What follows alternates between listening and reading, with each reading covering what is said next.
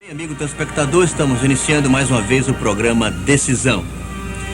Eu não sei qual a sua opinião a respeito deste tema, deste assunto. Para onde vai esta pessoa que se envolveu no passado com a igreja, o trabalho evangelístico, pregou o evangelho, cantou no coral e depois abandonou todas essas práticas e também abandonou a igreja, se desviou? Será que esta pessoa será salva?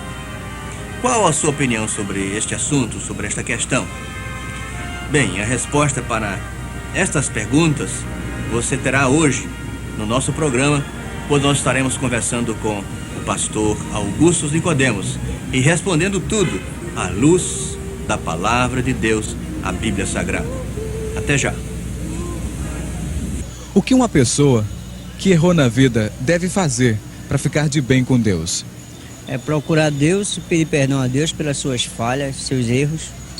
E Deus perdoa, porque a Bíblia diz que perdoai 70 vezes 7. Se errou, tem que fazer o bem, né?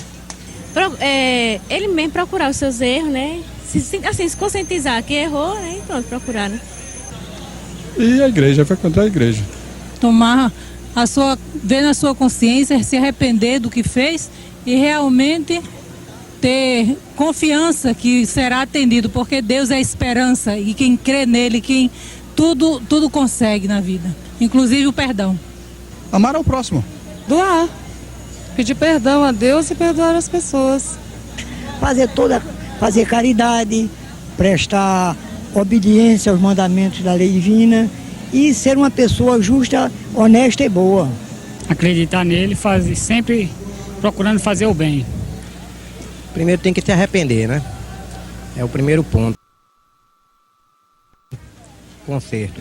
Depois do arrependimento, aí a pessoa busca a Deus e Deus atende, que Ele é misericordioso, né? E o amor dele é grande.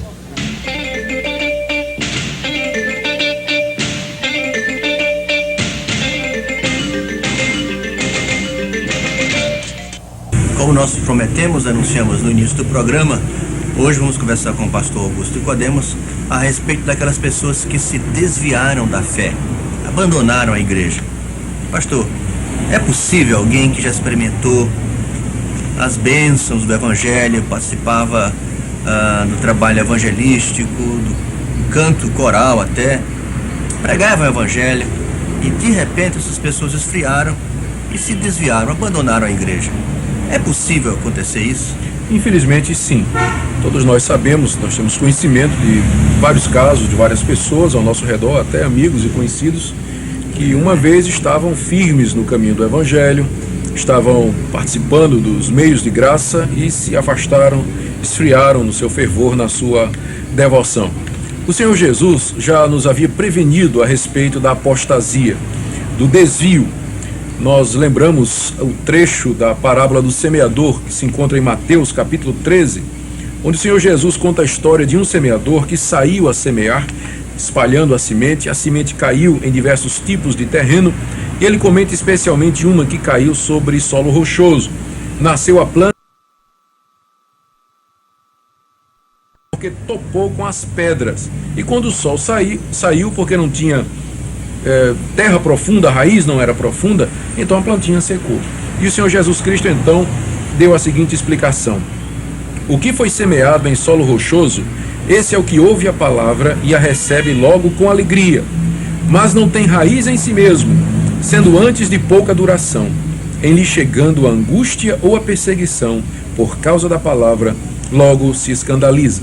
Então, existe esse tipo de pessoa que ouve o evangelho, recebe inicialmente com alegria, se alegra nas verdades de Deus, no evangelho de Jesus, mas não tem raiz, a conversão não é profunda ou nem há conversão de fato, e logo que chegam as primeiras perseguições, as primeiras dificuldades próprias da vida cristã, a pessoa se desvia, a pessoa se aparta.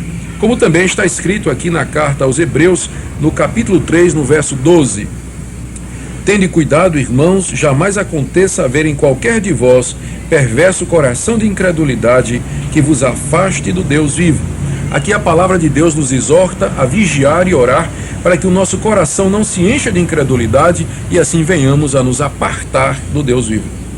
Agora, pastor, como é que fica essa posição teológica, que inclusive nós defendemos, que uma pessoa salva, ela é salva para sempre?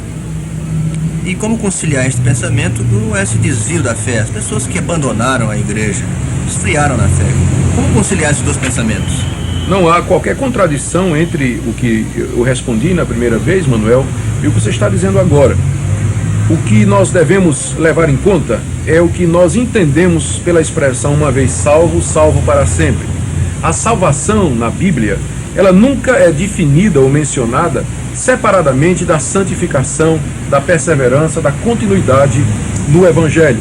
Como nós vemos aqui nas palavras do próprio Jesus, no Evangelho de João, no capítulo 10, quando ele diz as seguintes palavras: as minhas ovelhas ouvem a minha voz, eu as conheço e elas me seguem. Eu lhes dou a vida eterna, jamais perecerão eternamente e ninguém as arrebatará da minha mão. Aqui o Senhor Jesus Cristo está dizendo que as ovelhas que lhe pertencem, os verdadeiros salvos, estes jamais serão tomados, arrancados, desarraigados da sua situação de salvos. Ninguém arrancará estas pessoas da mão do Senhor Jesus. Porém, ele diz que estas ovelhas são aquelas que o seguem e que ouvem a sua voz. Ou seja, ninguém que está vivendo longe de Jesus, ninguém que esteja vivendo no pecado ou na prática da iniquidade, longe dos caminhos de Deus, pode ser considerado ou pode se considerar como uma genuína ovelha de Jesus, porque estas perseveram no caminho de Deus, estas vão até o fim em santificação e fidelidade. Eventualmente pode acontecer, infelizmente pode tropeçar, cair, mas logo se levanta e continua. Mas aqueles que se separam, aqueles que se desviam do Senhor Jesus, estes apenas estão provando que nunca houve nos seus corações realmente a regeneração. E aqui nós temos aquela exortação, mais uma vez, no capítulo 3 da carta aos Hebreus, que nos diz o seguinte: porque nos temos tornado participantes de Cristo, se de fato guardamos a confiança que desde o princípio tivemos. Se guardarmos firme até o fim a confiança que desde o princípio tivemos. Logo, uma vez salvo, salvo para sempre. Sim, mas esta salvação é aquela que na perseverança, na continuidade nos meios de graças, enfim, na vida cristã até o fim. Manifestações, os sinais e os sintomas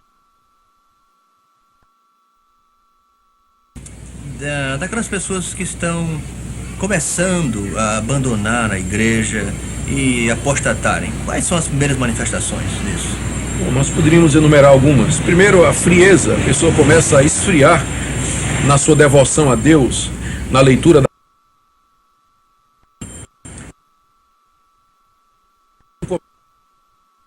começa a se endurecer, a pessoa já não é mais sensível ao pecado, ela quebra a lei de Deus e a sua consciência já não mais a incomoda como antes.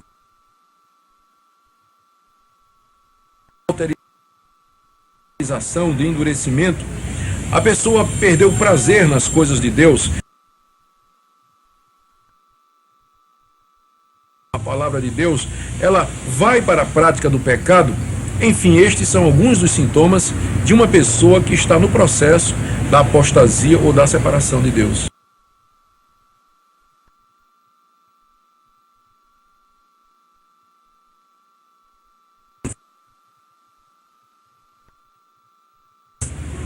E que de repente aceitam a Jesus Cristo, se arrependem dos seus pecados, confessam diante de Deus, e aí eles recebem o perdão de Deus. Ela diz assim: isso não é uma situação muito fácil, como que achando que Deus não fosse muito justo com essas pessoas.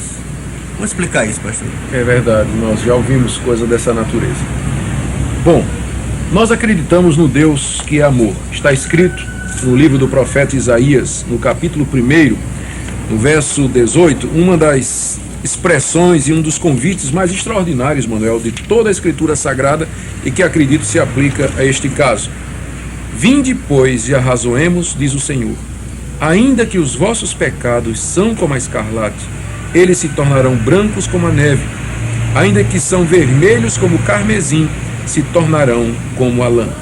Nesse trecho, Deus convida mesmo o pecador mais ímpio, mais degenerado, aquele cujos pecados são vermelhos como o carmesim, Deus o convida para razoar, para conversar, para dialogar e promete a purificação dos pecados de tal maneira que eles se tornarão brancos como a branca neve ou como a branca lã.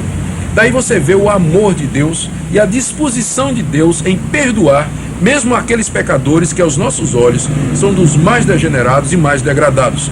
Aliás, Jesus Cristo veio ao mundo exatamente para salvar pecadores.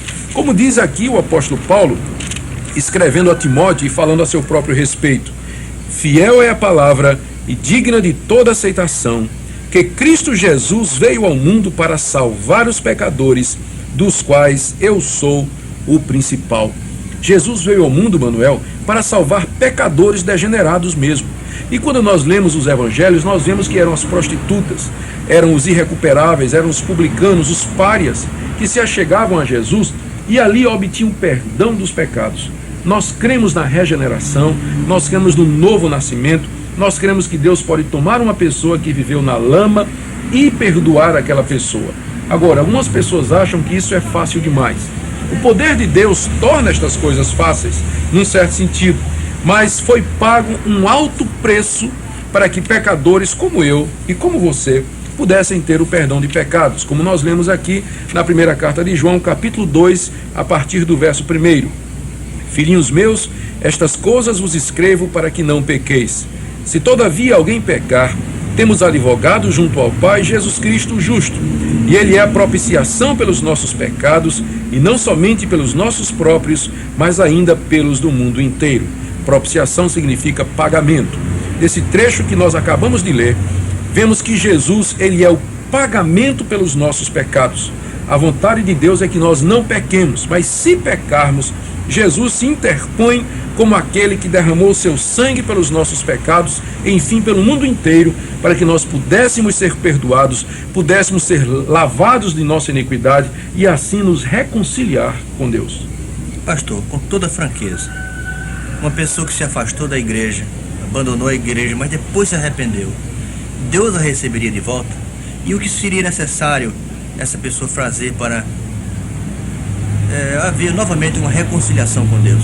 Eu não tenho a menor dúvida de que Deus receberia estas pessoas de volta. Eu sou um exemplo disso. Eu conto isso com muita tristeza. Eu fui criado no lar evangélico aos 17 anos de idade e eu me desviei do caminho que eu aprendi desde cedo e enveredei pelo mundo mesmo. Eu quis experimentar toda sorte de prazeres. Tive uma vida devassa, vivendo de uma maneira que eu até me envergonho de mencionar. Mas, a uma certa altura da minha vida, vazio no meu coração, a consciência culpada de fato, e sem encontrar paz ou felicidade, eu me voltei para aquilo que eu havia aprendido como sendo a verdade, e Deus me recebeu. Também nós temos na Bíblia a história do filho pródigo, aquele moço que saiu de casa, arrependeu-se depois de ter gastado toda a sua vida em farra com prostitutas e voltou, e o pai o recebeu de braços abertos. Foi Jesus que contou esta parábola para falar do grande amor de Deus em receber pecadores. Agora, está escrito no livro de Provérbios, capítulo 28, no verso 13. Você fez a pergunta sobre o que é preciso fazer. Acredito aqui que nesse versículo nós temos o resumo. O que encobre as suas transgressões jamais prosperará, mas o que as confessa e deixa alcançará misericórdia. Qualquer pessoa que confesse as suas transgressões, que reconheça o seu pecado, não mais o encubra e se volte para o nosso Deus, ele alcançará misericórdia, alcançará perdão, reconciliação, transformação. Deus haverá de restaurá-lo, reintegrá-lo outra vez à sua comunhão. Obrigado, pastor. Eu encerro essa parte, essa entrevista, com essa palavra especial. Se você está afastado do Senhor, confesse os seus pecados, volte-se para Ele e Ele o perdoará, com certeza. E se você é um crente, grave bem estas palavras de Apocalipse: ser fiel até a morte, e dar-te-ei a coroa da vida, diz a palavra de Deus. Até já. A minha palavra nesta manhã é para você que, como eu, reconhece que é um pecador e que um dia já quebrou a lei de Deus. Eu gostaria de falar do amor de Deus e de como Deus está disposto a restaurar e levantar mesmo aquelas pessoas que se afastaram dele pela prática do pecado. Talvez você tenha sido outrora uma pessoa que frequentava uma igreja, ou que tinha uma vida moral irrepreensível, ou talvez um jovem alegre, cheio de vida, e que caiu em pecado, que errou diante de Deus, ou cometeu alguma coisa que o afastou de Deus, e agora a sua consciência o acusa, a sua consciência mostra que você está em erro. A minha palavra nesta manhã é para você.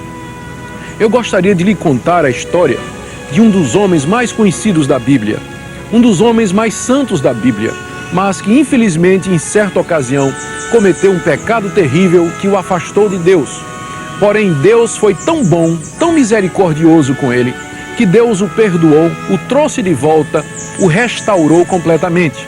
E eu quero lhe contar esta história com o objetivo de lhe levar a confiar em Deus, a se achegar a Ele, confiante de que Ele pode perdoar os seus pecados. Eu estou me referindo ao rei Davi. O rei Davi era um homem que amava a Deus. Ele era um homem tão chegado a Deus que ele foi usado pelo próprio Deus para escrever o livro dos Salmos, que é um dos livros prediletos da Bíblia para todo mundo. O que aconteceu certo dia foi que o rei Davi estava passeando no palácio, no terraço do seu palácio, e de lá ele contemplou uma mulher bonita que estava se banhando. E a cobiça entrou no coração do rei Davi. Ele tinha a sua esposa, mas ele cobiçou a mulher que ele havia visto. E ele então era rei, mandou buscar aquela mulher. E a mulher veio e Davi se deitou com ela. A mulher era casada. E logo em seguida, algum tempo depois, a mulher mandou um recado para o rei Davi dizendo que estava grávida. O rei Davi preocupou-se em esconder o seu pecado. Ele preocupou-se em encobrir o que havia feito de errado. Então ele mandou chamar o marido da mulher. Era um guerreiro, era um dos seus guerreiros que estavam fazendo as guerras, de Israel lá no campo, no deserto. E ele veio, chamava-se Urias. E o rei Davi, trazendo Urias, esperava que Urias ficasse com a sua mulher para que depois se dissesse que o menino que ia nascer era do general Urias e não de Davi. Aconteceu, porém, que Urias era um guerreiro valente e leal, não quis ficar com a sua mulher, porque o seu povo estava lá na batalha, ele queria voltar para o campo de batalha. O rei Davi, então, para encobrir o seu pecado, ele mandou matar o general Urias, para que o seu erro ficasse ainda mais encoberto. Que coisa triste, um pecado resolvido o seu pecado logo cedo, mas agora ele encobriu e teve que continuar mentindo e pecando cada vez mais, porque o pecado é como uma bola de neve. Se nós não resolvemos a questão, ela vai se acumulando e nós vamos caindo cada vez mais no abismo e nos afastando de Deus. Foi o que aconteceu com o rei Davi. E Davi não estava nem consciente, se pensa, do que estava acontecendo com ele. Ele não estava nem ligando, ele desprezou a palavra de Deus. Mas o que diz a Bíblia? Nós lemos aqui no segundo livro de Samuel, no capítulo 11, a seguinte palavra: porém isto que Davi fizera foi mal aos olhos do Senhor. Davi tentou encobrir, mas ele não conseguiu encobrir dos olhos do Senhor. O Senhor Deus havia visto e isto lhe pareceu mal, isto lhe pareceu errado. E o que aconteceu? Deus mandou um profeta. Deus mandou alguém para falar com Davi. E o profeta Natã veio ter com Davi. E o profeta Natã contou uma história a Davi de um homem que tinha muitas ovelhas e que tinha também um vizinho que tinha uma ovelhinha só. E que esse homem, em certa ocasião, para atender um visitante, uma visita, em vez de tomar uma das ovelhas da sua manada e matar e oferecer ao visitante, ele achou exatamente de tirar a única ovelhinha daquele seu vizinho pobre. Quando o profeta Natã disse isso ao rei Davi, ele ficou indignado e disse: esse homem merece morrer, como é que se faz uma coisa dessa? E sabe o que aconteceu? O profeta Natã lhe disse as seguintes palavras registradas aqui na Bíblia: então disse Natã a Davi: tu és o homem. Davi era aquele homem. Ele havia tomado a mulher do seu vizinho, ele havia cobiçado a mulher do seu próximo, inclusive havia matado o seu próximo para ficar com sua mulher. E aí o profeta Natã prossegue em denunciar o pecado de Davi, chamou a atenção de Davi e disse que ele seria castigado por Deus. O que nos alegra o coração em toda esta história triste foi a atitude de Davi. Está escrito aqui o seguinte: então disse Davi a Natã: pequei contra o Senhor. E disse Natã a Davi: também o Senhor te perdoou o teu pecado, não morrerás. Não é impressionante? Pecado tremendo, terrível. Porém, Davi se humilhou diante de Deus. Ele aceitou a repreensão, ele confessou o seu pecado, ele admitiu que havia cometido iniquidade contra Deus e agora ele recebe. Tu fostes perdoado, tu também não morrerás. Meu querido amigo, minha querida amiga que me escuta nesta manhã, talvez a sua história seja semelhante à do rei Davi. Pecou e para encobrir o pecado, vem pecando. Talvez você esteja afundado no lamaçal do pecado. Talvez a sua consciência esteja ferida com o pecado que você cometeu faz alguns anos. Enfim, você não tem paz com Deus, a sua consciência está intranquila e você não sabe como fazer para ter paz com Deus, para resolver esta questão do pecado. Mas aqui nós temos, eu quero lhe dizer, a resposta de Deus para o seu problema. Se nós confessarmos os nossos pecados com um profundo arrependimento nos nossos corações, Deus está pronto a nos perdoar. Deus está pronto a nos receber, a pagar as nossas iniquidades. Não é que Deus pensa pouco do pecado ou que Deus não liga pelo pecado. Pelo contrário, o nosso Deus é um Deus santo, é um Deus justo e Ele castiga o pecado. Mas Ele pode nos perdoar porque Jesus Cristo, seu Filho, lá na cruz do Calvário, há 2000 anos, pagou a culpa do pecado. E agora Deus oferece, no nome de Jesus, o perdão a todos os pecadores. Você não gostaria de hoje?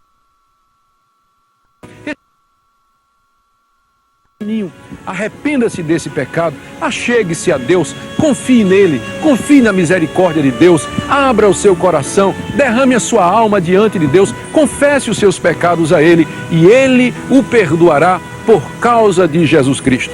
Faça isso.